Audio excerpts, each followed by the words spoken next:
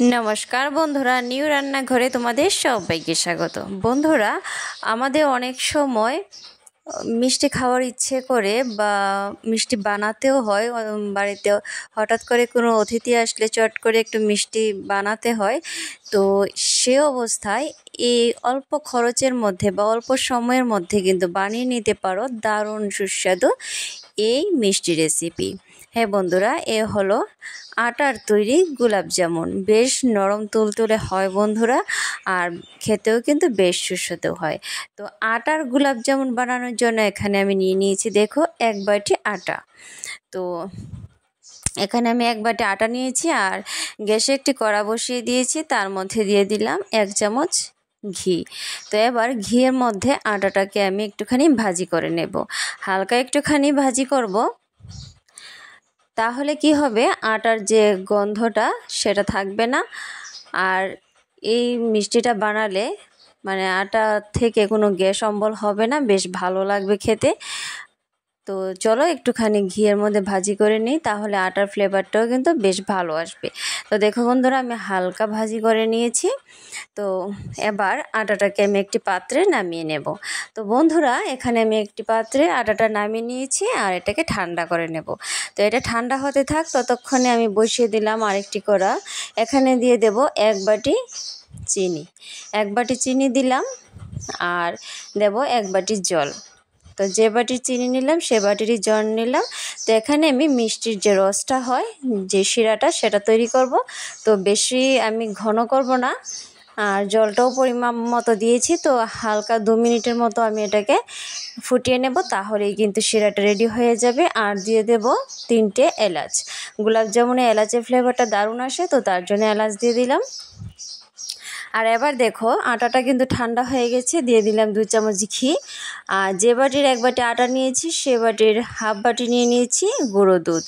তো এই সমস্ত উপকরণগুলো আমি খুব ভালো করে ময়ান করে নেব। তো একটুখানি খুব ভালো করে মেখে নেব। তো দেখো বন্ধুরা, ময়ান করা আমার হয়ে গেছে।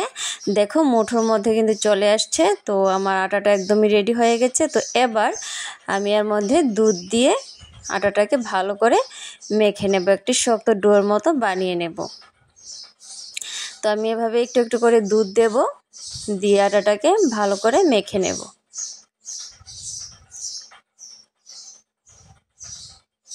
দুধ ছাড়া জল দিয়েও করা যায়, তবে দুধ দিলে এর স্বাদটা ভালো আসে। তো তার জন্য দুধ দিয়ে আটাটাকে দেখো খুব ভালো করে কিন্তু আমি মেখে নিলাম। তো আমার আটা মাখা হয়ে গেছে। তো এবার চলো এটাকে কিছুক্ষণের জন্য রেস্টে রেখে দিই।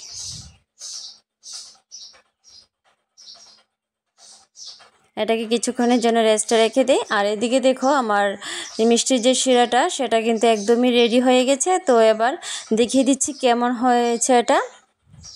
বেশি ঘন কিন্তু আমি করিনি। তো এইভাবেই কিন্তু আমি এটাকে রেখে দেব। তো চলো, আমার মিষ্টির শিরাটা রেডি হয়ে গেছে, নামিয়ে নিই। আর এদিকে দেখো, আটাটাও কিন্তু ভালো করে সেট হয়ে গেছে। তো আবার কিছুক্ষণ মেখে নেব।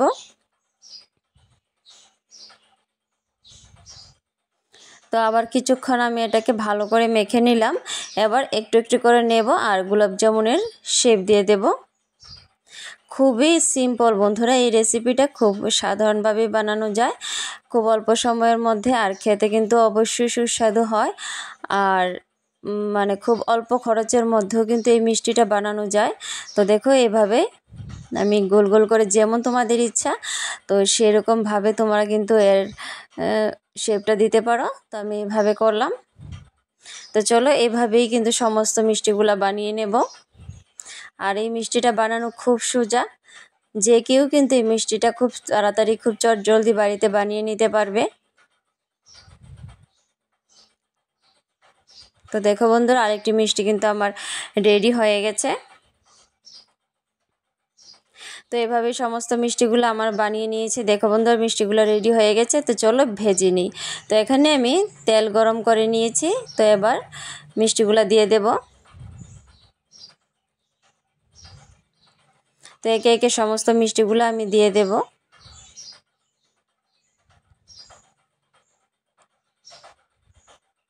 তো আমি ভালো করে এপিট উপিট নাড়াচাড়া করে মিষ্টিগুলা ভাজি করে নেব। আর ভাজি হওয়ার পর কিন্তু মিষ্টিগুলা আরও দেখতে সুন্দর হবে, দেখো তোমরা।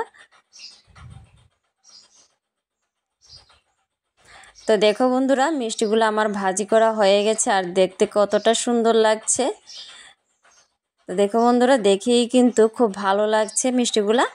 আর এখানে দেখো মিষ্টির যে শিরাটা আমি প্রথমে বানিয়ে রেখেছিলাম সেটা ঠান্ডা হয়ে গেছিলো, তো সেটাকে আমি আবারও গরম করে নিয়েছি। আর এবার এই গরম শিরার মধ্যেই আমি মিষ্টিগুলা দিয়ে দেব, তাহলে ভালো করে রসে ভরে যাবে, চট করে মিষ্টিগুলা রসটাকে টেনে নেবে। আর মিষ্টিগুলো অবশ্যই ভীষণ নরম হবে, তার জন্য আমি শিরার মধ্যে দিয়ে দিলাম। আর এবার এই মিষ্টিগুলাকে শিরার মধ্যে এপিট উপিট দুপিট ভালো করে এইভাবে ঘুরিয়ে ঘুরিয়ে আমি শিরায় চুবিয়ে 1 ঘন্টা মতো রেখে দেব এভাবে ঢাকা দিয়ে। তো চলো বন্ধুরা, ফিরে আসছি 1 ঘন্টা পর। তো দেখো বন্ধুরা, চলে এলাম 1 ঘন্টা পর।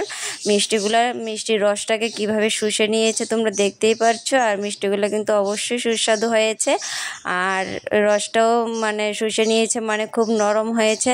মিষ্টিগুলোর ভেতরেও রসে ভরে গেছে। তো দেখো, তোমাদেরকে দেখিয়ে দিচ্ছি, তোমরা দেখে বুঝতে পারছো যে মিষ্টিগুলো অবশ্যই কিন্তু রসালো হয়েছে। আর এত কম খরচের মধ্যে, এত কম সময়ের মধ্যে যে এত সুন্দর মিষ্টি তৈরি করা যায় বন্ধুরা।